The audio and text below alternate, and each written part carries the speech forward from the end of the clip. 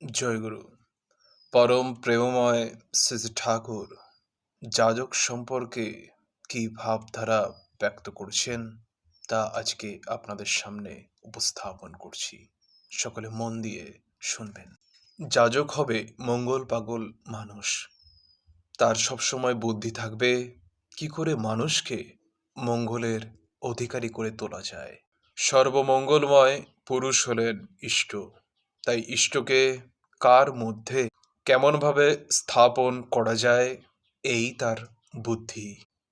সঙ্গে সঙ্গে তার এও বুদ্ধি থাকে সকলের নানা দুঃখ কষ্ট অভাব সমস্যা ও অসুবিধা সে কতভাবে কতখানি তখনই ঘোচাতে পারে।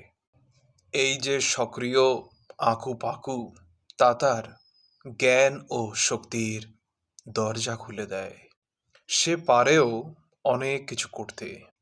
সে শুধু কথা কয় না, সে যেখানে যায় মানুষের সুখ সুবিধার জন্য উদ্দীপ্ত আগ্রহে করতেই থাকে।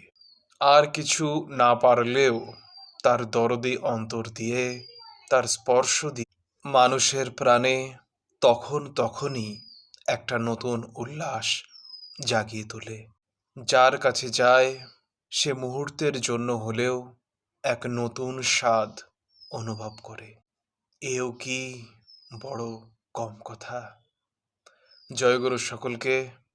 ভালো থাকবেন সকলে। বন্দে পুরুষোত্তম।